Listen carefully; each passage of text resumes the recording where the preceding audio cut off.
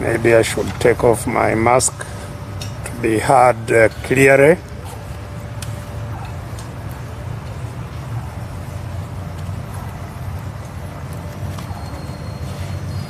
Yes, a very good morning to all of you, ladies and gentlemen, the media. Welcome, and apologies again for the late starting of this briefing. As indicated, it's to brief you about our concerns and views regarding the deployment of Ugandan troops, the UPDF, into the Democratic Republic of Congo. The brief background to that deployment, which is well known to you, is that there has been a spate of insecurity.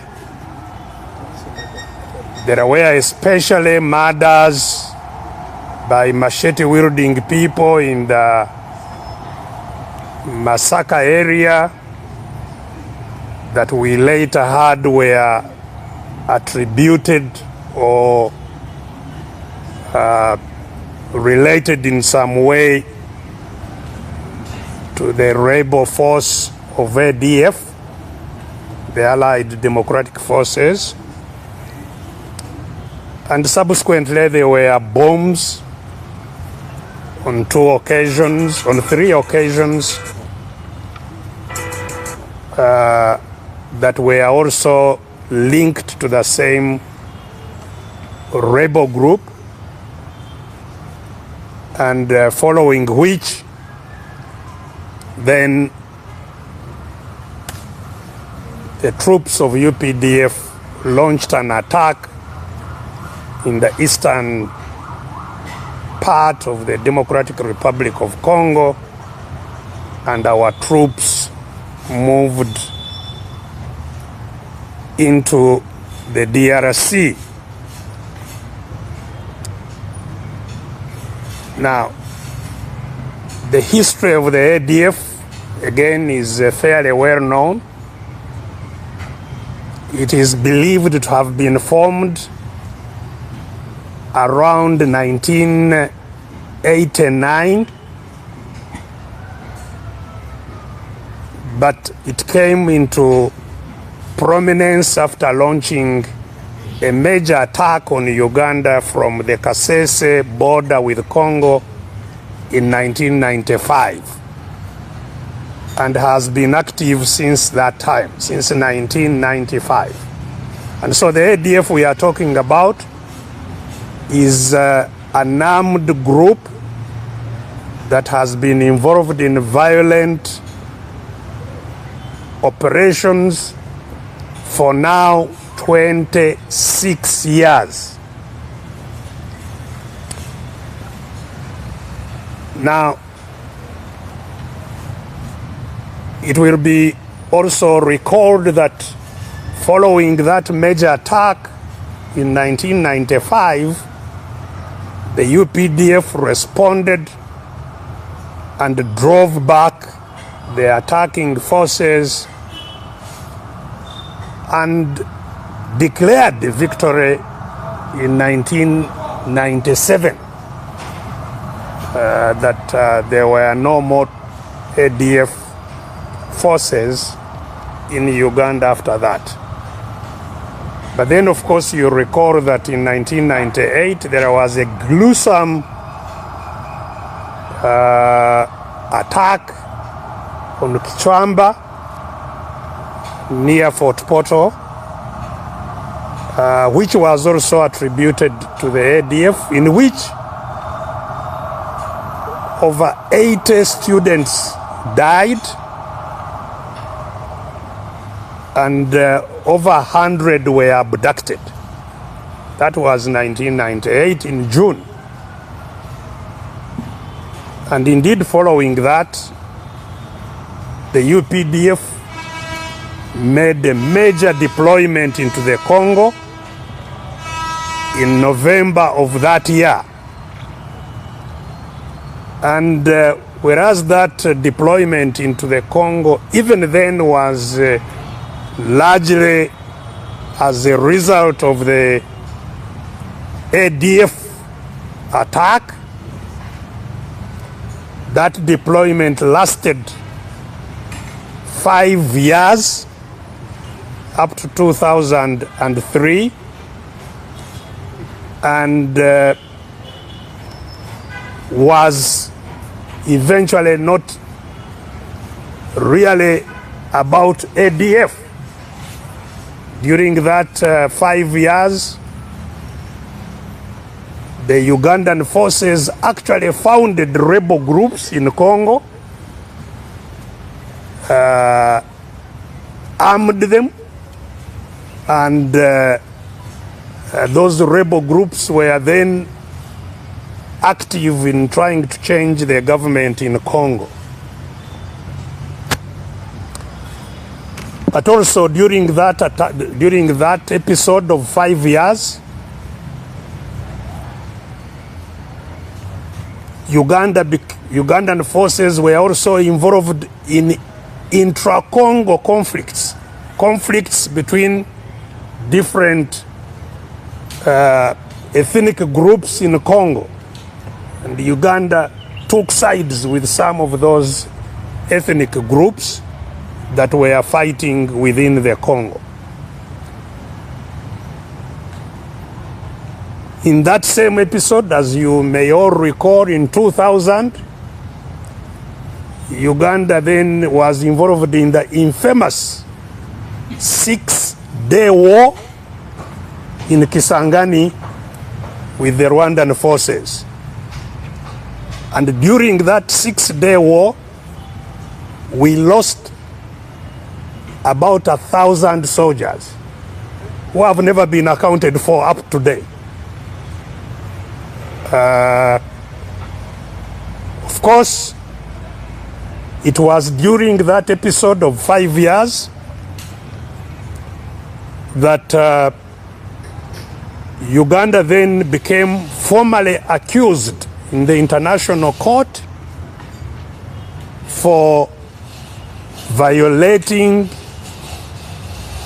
the sovereignty of the Democratic Republic of Congo, for gross human rights abuses, and for looting the resources of Congo. And that case, as you know, was judged in 2005 in the International Court of Justice, and Uganda was found guilty as charged. And as we talk, we have a bill, an settled bill arising out of that case of $13 billion US.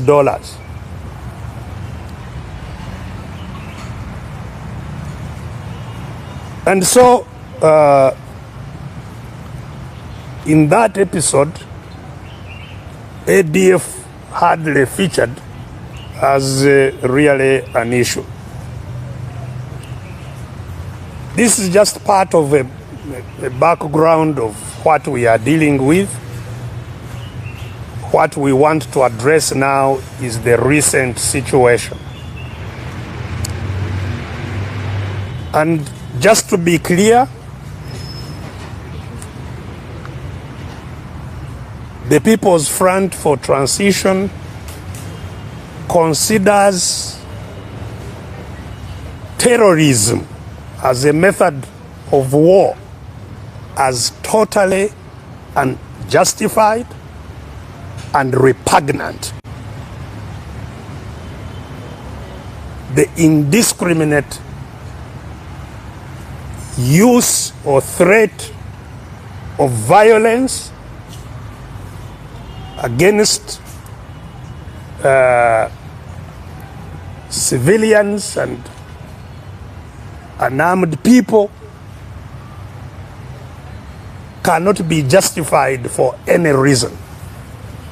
And so we condemn all acts of terrorism in the strongest terms available.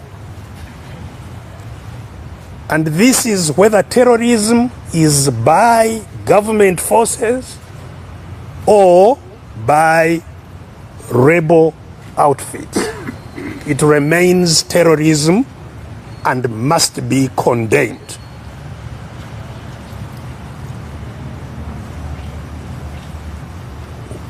Why are we concerned about the current deployment of troops in the Congo?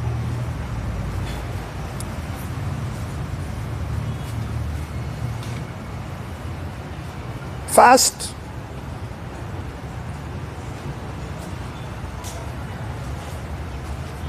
the use of force,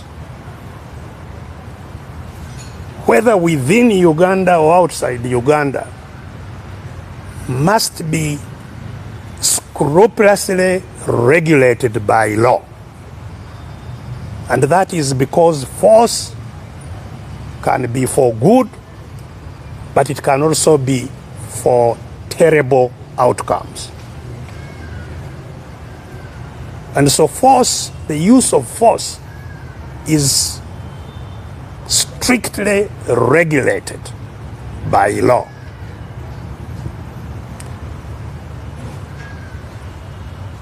And there is no doubt in anybody's mind, I believe, that the current deployment of our troops in the Democratic Republic of Congo, and therefore its actions there, are illegal. They are not according to the law of the land of Uganda. They are unconstitutional.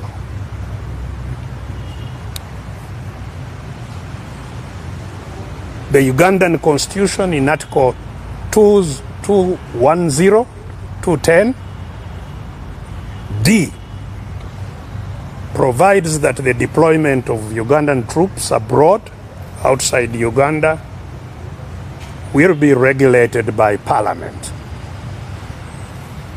And the Parliament did regulate the deployment of our troops through the UPDF Act of 2005,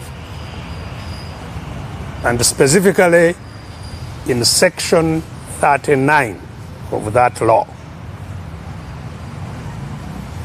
And Section 39 provides for the deployment of our troops outside this country in two circumstances. That is for peacekeeping and also for peace enforcement. And those terms are technical terms: peacekeeping and peace enforcement. And they are defined in Section 2 of the UPDF Act. And the peacekeeping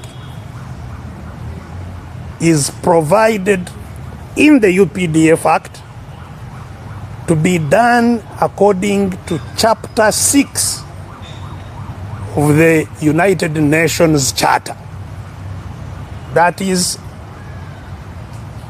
the mandate of the United Nations Charter, Chapter 6, for peacekeeping. It says for peace enforcement, it shall be done in accordance with Chapter 7 of the United Nations Charter. And these charters are available for you to read. I don't intend to take your valuable time going through them. But clearly, none of what is required by our law, by our constitution, has been followed. Section 40 of the UPDF Act also talks about deployment of troops outside Uganda following an agreement between nations, multilateral agreement or bilateral agreement. And that when that happens, the minister, and this is the minister responsible for defense, shall negotiate an agreement called the Status of Forces Agreement must be in place. A status of forces agreement is an agreement that provides for the modalities of how troops acting outside their country will be regulated and how they will. Our forces, they are not our forces because we are captive ourselves. We have no say. And that's hence the struggle to regain our say, our control, our influence in this country. So that's the first concern that we have with this deployment. Second concern is that, you see, this war of ADF, as I have said, has lasted 26 years. It's not a new thing. It's been there for 26 years. It's not the first time we are deploying in Congo to hunt them. So, even as we are deploying in Congo, they are bombing in Uganda. Just like I said, when ADF was declared over in 1997, and later on 2007, they have been here causing problems. So, in dealing with conflicts amongst Ugandans, because these ADF, whether they are terrorists or whatever they are Ugandans. And as Ugandans, any government claiming to be a government of Uganda has a direct responsibility for them as Ugandans. And therefore, to deal with the conflict, it's important to understand the drivers. What is driving this conflict? Why did it start anyway? Because for all intents and purposes, you can kill every ADF that is available today. But what will stop other ADFs coming up tomorrow? If the reasons why the other ones came are still available. So, the management of conflict, violent or otherwise, must seek to address the causes rather than the effects. What the UPDF and the NRM junta is focused on is dealing with the effects, not the causes. And we believe that they must have some understanding of what is driving ADF. For 26 years, it cannot be that they are ignorant of what these could be. Let's not forget that even in the 26 years, the NRM junta has had dialogue with ADF. They have had peace talks. They have had agreements with ADF. They have granted amnesty to ADF. They have incorporated ADF fighters into the national army. Some ADF fighters are in the national army. So in that process, indeed the ADF leader is in prison. He has been since 2015. For 6 years, he's in their prison, waiting trial. So they have a basis for inquiry into understanding the grievances that are driving this conflict. And so rather than focus, all resources and all kinds of things on the effects, we think that there is less attention to dealing with the causes. Third concern is that we think there is an imbalance. In fact, could be a disastrous imbalance between what is national security and human security. You see, national security deals with the safety against threats that can attack us from outside. Threats of terrorism, threats of attacks on Uganda. That's national security. Human security, on the other hand, deals with the threat of fear. Freedom from fear. Freedom from want, from not having what to use, from want. Freedom from indignity, where you are excluded, marginalized, humiliated. These are the drivers, these are the causes of human insecurity. And in our case, frankly, since Uganda became a country, we have never had foreigners attacking us. All our security challenges have been from Ugandans, including the war that brought this government to power. 5-year war and very many scars in Ruwero. This was not a foreign threat. The wars we have had, RRA of 20-something years, of UPA, of what, all have been domestic, caused by human insecurity.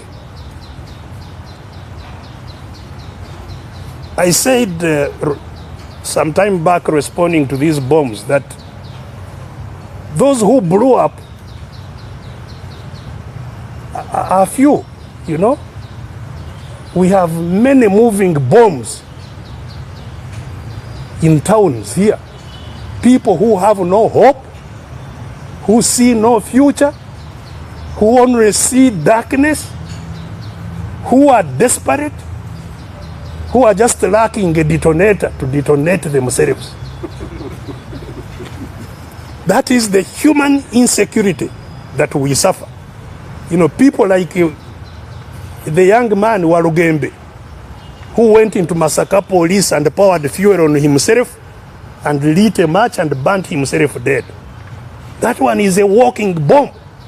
And there are many walking bombs because of human insecurity. So, we have limited resources. Where do we apply our resources? Towards dealing with human insecurity or dealing with national security? What the billions that are being burnt now in Congo are billions that could have lowered the insecurity of many who will actually become ADF.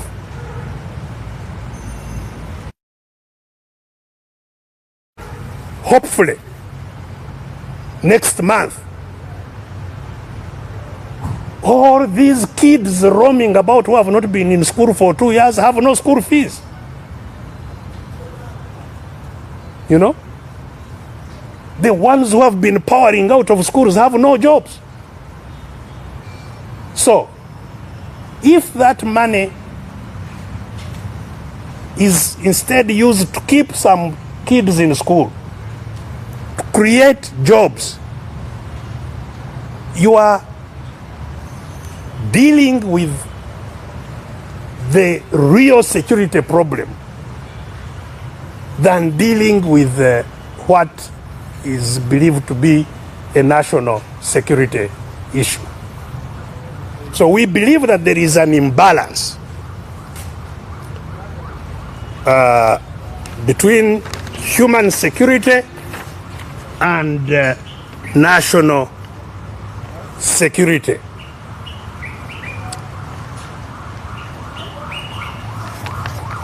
Fourthly,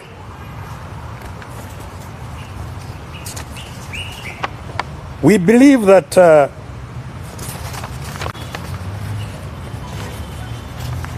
NRM junta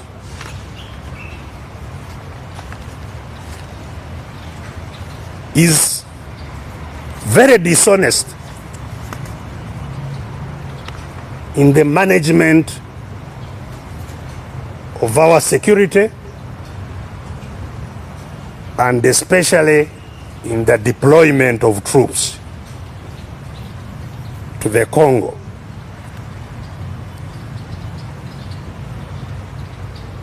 And this is again a very fundamental issue, because all Ugandans, all citizens are interested in and benefit from the security of our country.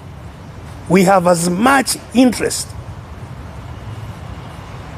as any other in this country, you know? Mr. Museveni or whoever in the government cannot be interested in security of Uganda more than we are. We have a vested interest in our security.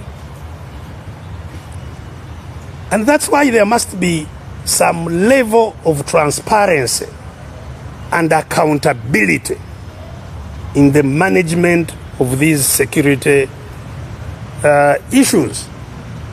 Ugandans have a right to information and to participate in the processes of defending our country. In fact, it's a duty of every Ugandan to defend their country. It's a duty. But we can't defend what we don't know. So again, like I said about the state capture, security, national security or security matters seem now to be a preserve of the Museveni family. You know?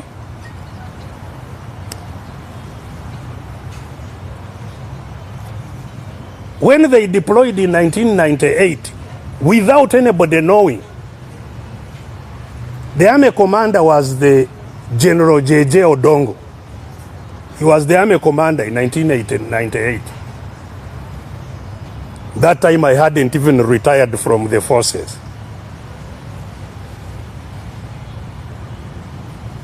General JJ was asked whether our forces were in Congo by Parliament.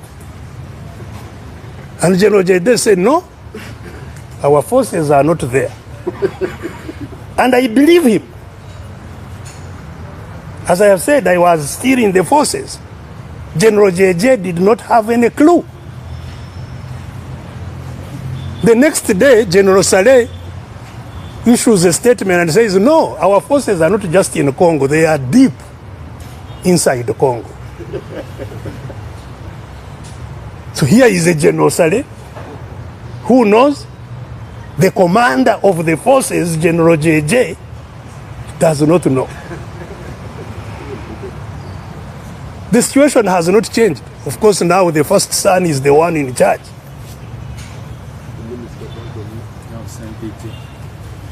I can bet Sempija knows absolutely nothing about what is going on. I am better, I'm a little better than Sempija in this respect, you know, because at least me, I have all kinds of sources of information. Sempija doesn't have, you know. So the dishonesty in managing security matters is extremely concerning.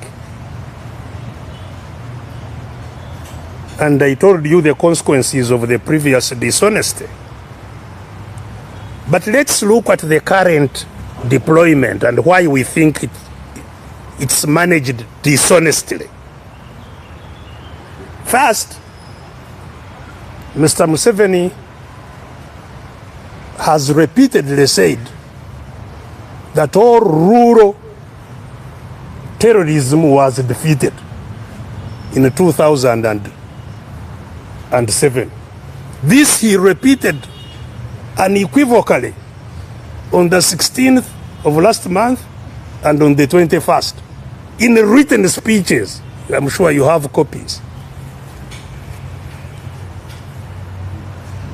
But along the way, they have been indeed reporting that the force of ADF remaining in Congo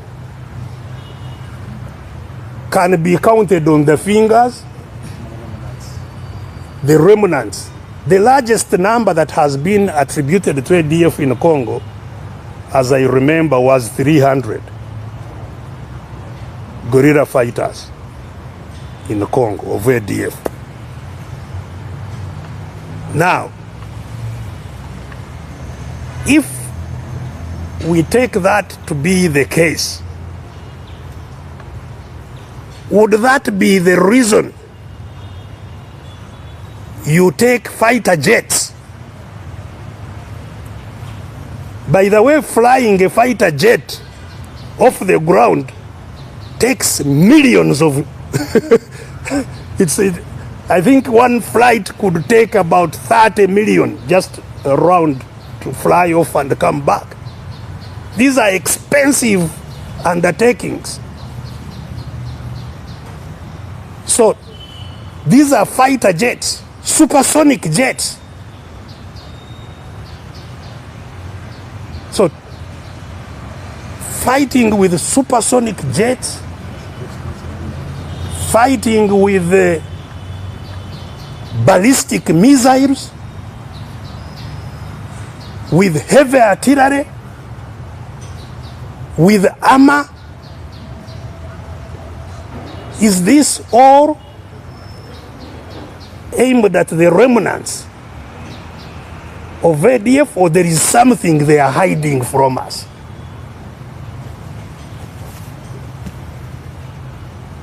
The country must know.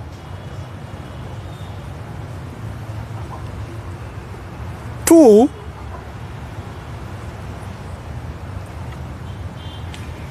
there has been clearly a deliberate build-up of forces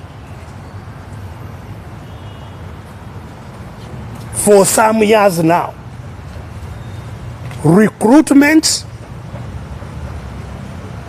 And when we have been really under no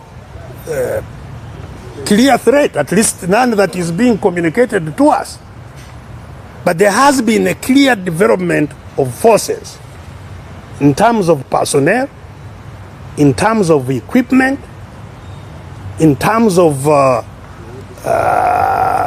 the infrastructure, the military infrastructure, that again cannot be because there was an ADF threat. That was not in anticipation that some funny bomb will go off in Komamboga or on a bus to Masaka, or these ones who blasted themselves or were blasted in town here. So what has that build-up been for? A build-up that has implications for the region. Because what causes arms race is precisely that. When you build up arsenal, your neighbors feel threatened. And they too will want to build up because they don't know your intentions. So all these tanks that have been coming in, hundreds of tanks that have been coming in through Tanzania, all this purchase of heavy equipment that is now beginning to be deployed, what was it for? Again, no conversation that Ugandans are involved in at all. Certainly not Parliament. Because in Parliament, at least some of our members sit on the Defense Committee, sit on all these committees of Parliament. Nothing.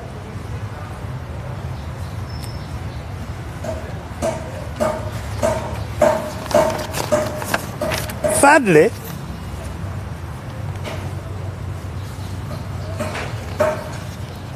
the deployments did not start on the night of first or the morning of second. No. These deployments have been going on also for a couple of years. Maybe the last 3 years, there has been deployment of troops, assembly of troops, of equipment along that border. From West Nile, where there is a huge encampment at Koch, down to Kasese and down to Bundibujo and all these places. That was not because of the Bijambias or all these things we are seeing. Again, no information to Ugandans. Fourthly, we have all been expressing great concern about huge amounts of money budgeted for classified under the Ministry of Defense and classified under State House, which nobody has ability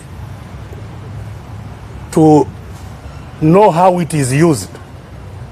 Because even the law for auditing classified expenditure has remained elusive. So nobody really knows what happens with classified. Trillions of shillings have been consistently sorted away into these classified expenditures. Even when Ugandans are dying, starving under lockdown, under what? The COVID money. The money we borrowed for COVID, about 5 trillions of that money was sorted away into defense and state house classified expenditure under COVID. Was it for these secret operations? 5, of course, there has been rising tension between Uganda and Rwanda. And there has been clearly a state of Cold War between the two neighbors. Again, a conflict that is managed in the bedrooms.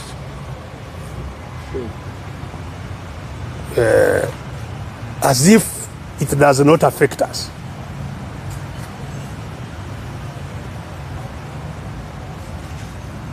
In the process of which, of course, we've seen threats prominently from General Muhoozi the son, not the man.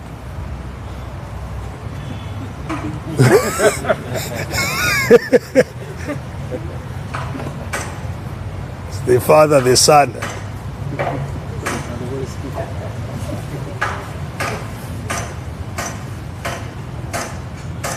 So is there something going on between these neighbors that maybe we do not know?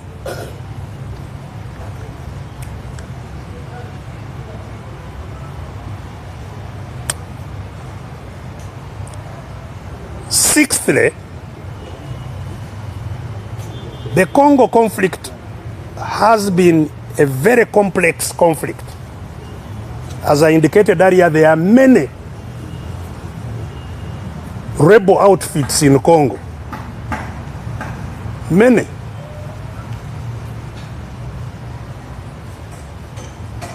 And because of the concern of the world about the insecurity and armed conflict in Congo, the world has deployed the largest force on earth by UN is in the Congo. The largest.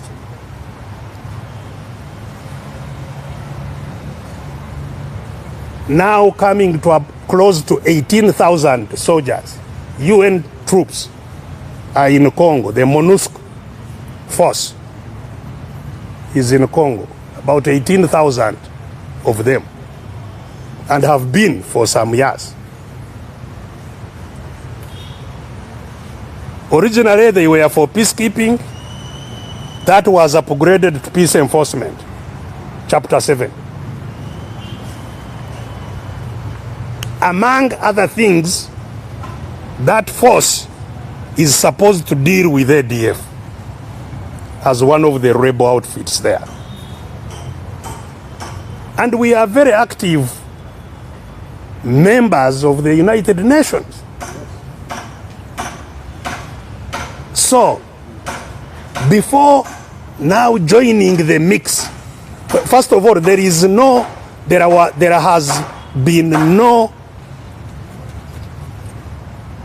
collaboration between what is said to be the Ugandan effort in conjunction with the DRC and the United Nations. And that's why you had the MONUSCO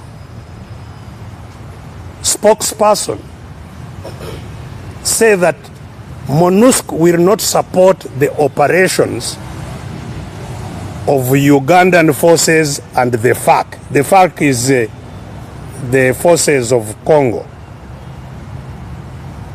That they will not support them because their mandate does not allow them to do so. Their mandate does not allow them to support a force other than the Congolese force. So they cannot be party to what is going on now. It's their mandate, but now they cannot be party. So there is now a new person on the block who has entered with clear and clear mandate. trying to do the same job. Apart from causing confusion, clear confusion of parallel mandates and uncoordinated actions, it raises questions. Because, as we pointed out at the beginning, the legal route of Uganda to Congo is Chapter 7, United Nations Chapter 7. There is already a force there under Chapter 7. So why couldn't there be an attempt at harmonizing the functioning of MONUSCO,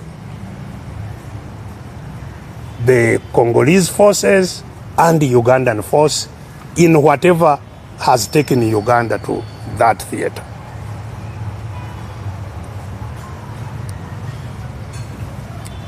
Lastly, amongst our major concerns, it's not the least, but the ones we want to bring out, is that you see Uganda's gold exports have meteorically risen.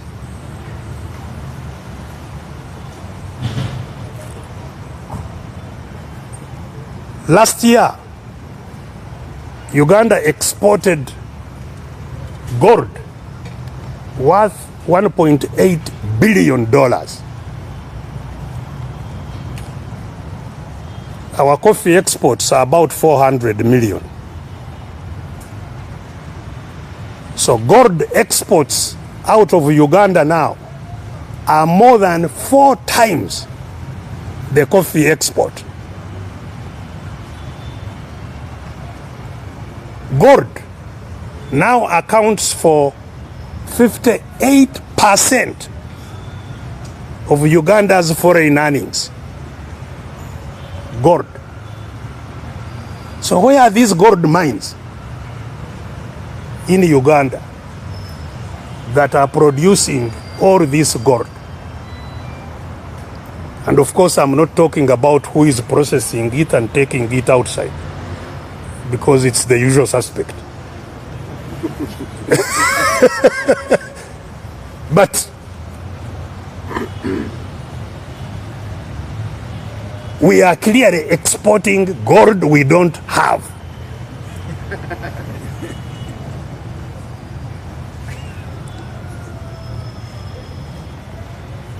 Now, if your sheep or goat disappears, and the following morning the neighbor's dog has fur in its feces, do you then question what happened to your to your goat? You know, it's very clear.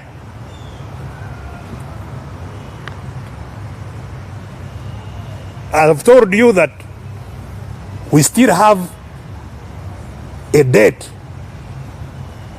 of $13 billion arising out of illegal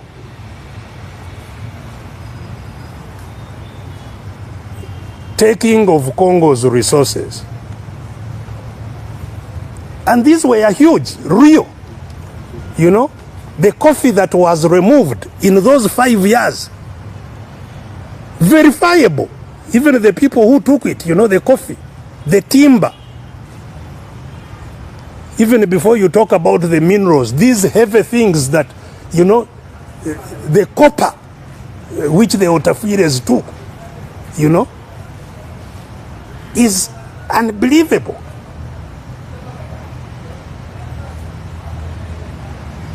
So,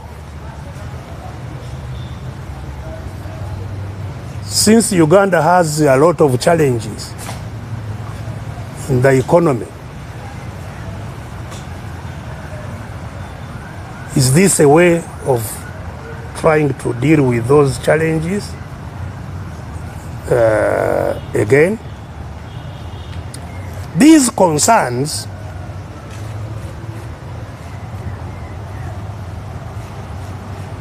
of dishonesty, of having a dishonest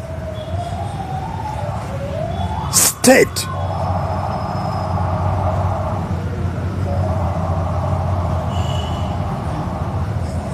are on top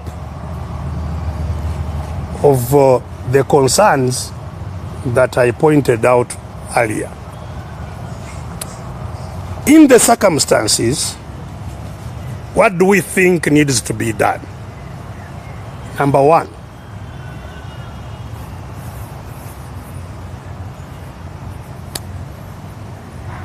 we think that arising out of all these concerns, it's necessary that the UPDF pulls back from the DRC. The UN and the DRC government should be engaged with a view to effectively dealing with Uganda's concerns. And the UPDF could, through such engagement, be allowed to provide advisors to the MONUSCO and to FARC forces, the Congolese forces, on how to deal with that problem.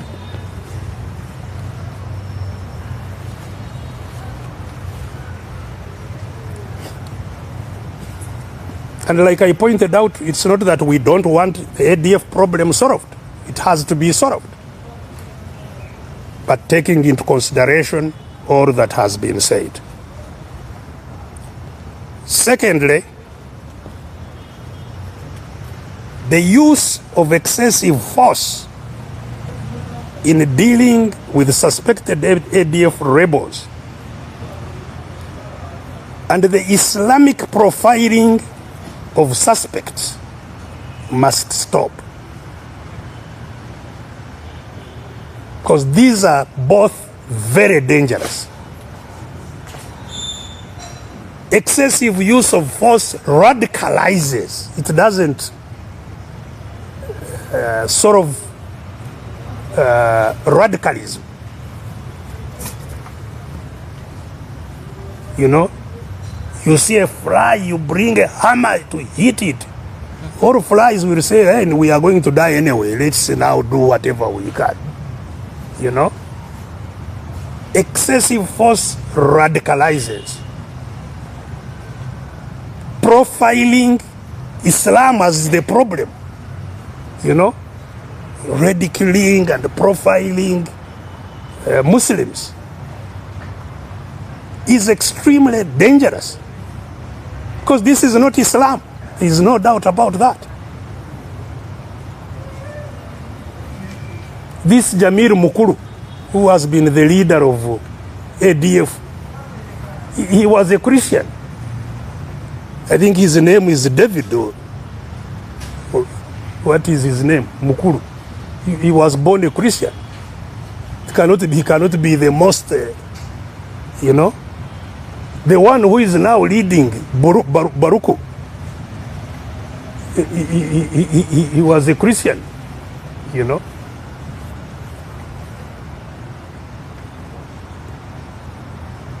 And maybe they still are, because even Museveni was he Yasin or what? Custom. Museveni himself was a custom. It did not take away his being Yoe. There is Salim, there is, you know. So even this, you know, it's counterproductive to profile terrorism as related to Islam or Muslims. Thirdly, we must address the real or perceived grievances within sections of our society, including Muslims. Muslims actually have grievances as Muslims because of marginalization. because of persecution. They have grievances. But they are not the only ones with grievances, of course. We must set out to heal ourselves. And this is why we talk about transition.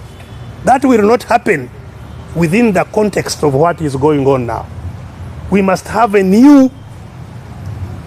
reset. That's why we call it the grand reset, within which there must be truth-telling, justice, and reconciliation. We must deal with our devils.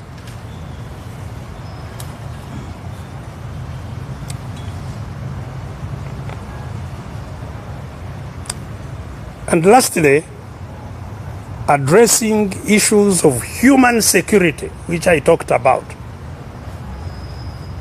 Addressing things of human security must be a top priority for our country.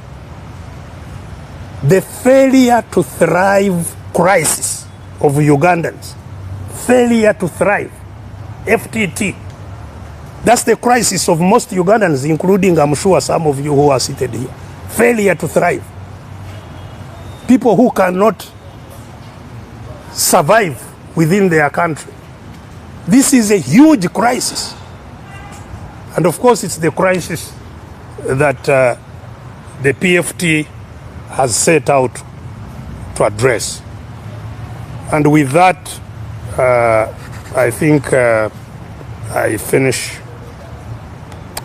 this statement. This should be a matter that every Ugandan needs to be seized of. It's a matter that has huge implications for every one of us, and one that we must take very seriously. And that's why really we sought to address you, the media, and through you, the country. We have been very busy elsewhere trying to advance the work that will cause the actual change. But we thought that we should take a break and address ourselves to this. But it will not, we know that whatever will change the country must come through procuring a transition from gun rule to people rule. And that's what we are 24/7 committing ourselves to do. Thank you very much.